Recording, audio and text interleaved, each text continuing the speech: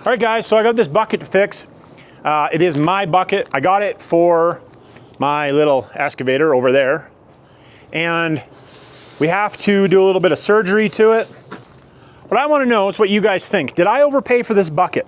You're going to see me do all the stuff that needs to get done to it this go around. There is a few more things that need to get done. But it's not stuff that's like detrimental to the bucket falling apart, so I'm not too worried about it. But I want you to know, I want you guys to let me know, did I overpay for this bucket? So let's get into working on this bucket, and we'll talk at the end, and I'll tell you how much I paid for this bucket and see if you guys think it was worth it. Arts and crafts. We are going to be fixing my excavator bucket. This thing, she's a little worse for wear, and I figured before I start digging, I should maybe fix it a little bit. Well, we're gonna fix some of it. We're not fixing all of it, but you can see here, there's a problem. So, I'm not sure who owned this before, but if this is you, fix your goddamn buckets. Jesus, what's wrong with you? I don't know what this bucket is worth. I'm sure this is not a cheap bucket. It's probably, you know, a $10,000 bucket, probably. 5 to 10,000, I don't know what they're worth, but not a cheap bucket. They're not $5.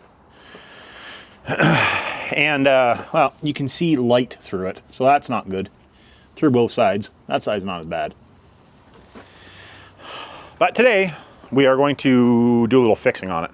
I'm going to try straightening it out a little bit. That's why we got the power pack here, the old Princess Auto power pack. Shove it out a little, straighten it a bit. I'm going to see if I have some material that we can weld on here. I don't know if I'm going to chop off these two. Both these ones are in rough shape too. I don't know if I'm going to chop all of them off, or I'm just going to add one there and do a little hard surface on there or something. But that's what I'm up to today. If you want to watch, here we go.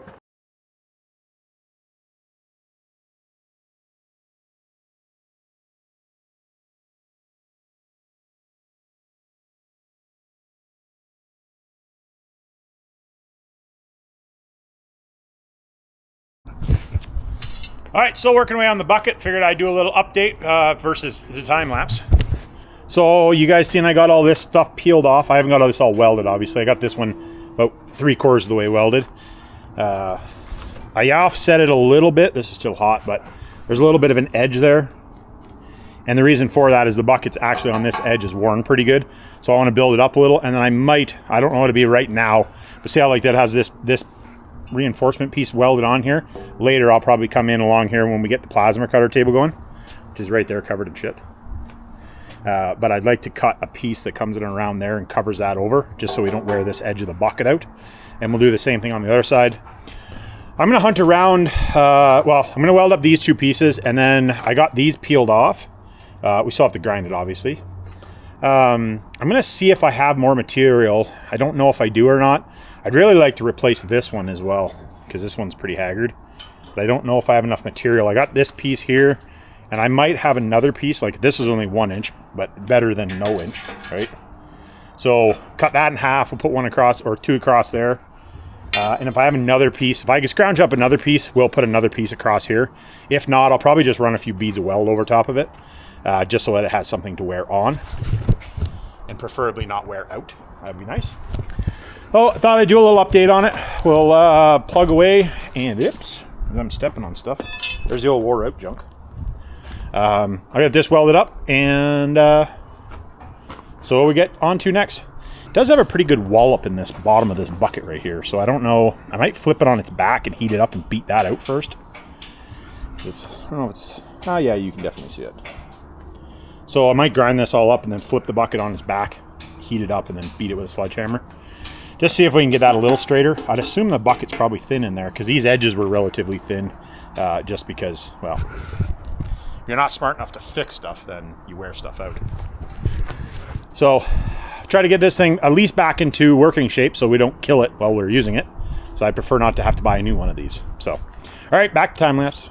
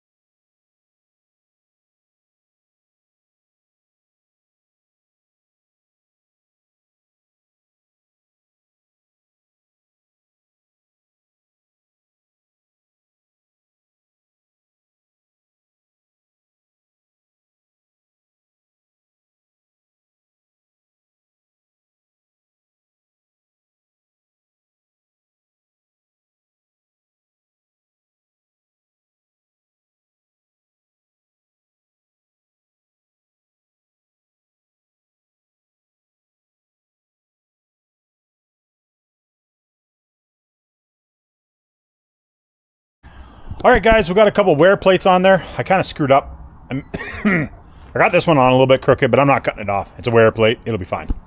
I don't have enough material to replace all of these, or these 2 extra ones. So I have enough pieces. I have this one plus another short piece. So I'm just going to replace these pieces, and then potentially, I haven't decided yet if I'm going to or not, but I got some little flat bar. I might just put like a little tiny piece on these ones and weld them on. I haven't completely decided yet. I'm pretty sure I will on these ones. This part, I don't know. And then I'm going to weld all that on, but I'm running out of battery power, so I got to charge the battery up. But I will bring you back. If you look right here, you can see how the bucket is dented in there. I got the rest of that all welded up. I'll bring you guys back, get the battery charged up. I'm going to flip the bucket over. We're going to heat this piece up and bend it back, and then we'll weld the rest of it up. But that's what I'm doing right now. So,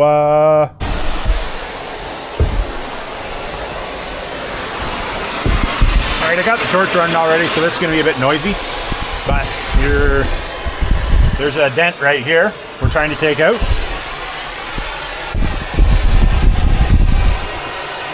If you guys watch right here, you should be able to see me take it out, I would think. I don't know whether you'll be able to see it or not.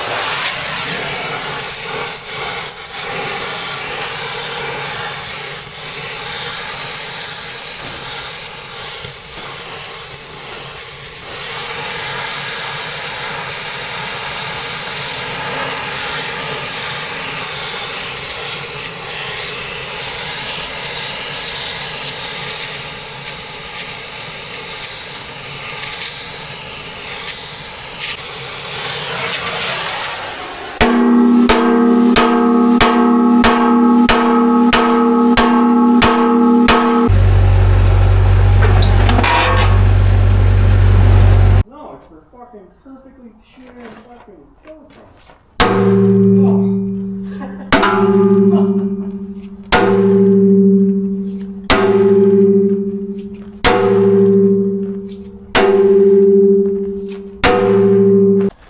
Well, boys, I had to put my purse away and get that out, which is a 12-pound sledgehammer. Little swing in there. We got her beat out, not bad. I don't know what it looks like on the other side, but it'd be close enough for this old derrick to weld up, and she'd be good to go. She'll be good to go. All right, I'm gonna flip it back over again and weld it. All right, boys, so the gap ain't perfect, but you know, if we were perfect, we wouldn't be standing here working on an old bucket. So I am going to finish weld up this side, and that side on this, and I think at that point, other than I do want to change this cutting edge at some point, because it got a bit of a smiley in it, so we're gonna have to do a little bit of massaging there when we do it. You can see it kind of, but I think it'll be good enough for what I'm doing anyway, probably. But I would like it to be straight because, well, if you're gonna have one, you might as well make it right. But that's not too big of a deal to fix. I've done a few of those, so we will get at that later. But I just wanted to make sure we got this part of the bucket fixed up. I don't want to kill this bucket because, like I said, they're not cheap, and I don't want to buy another one. So let's weld this thing up and get on with what we're doing.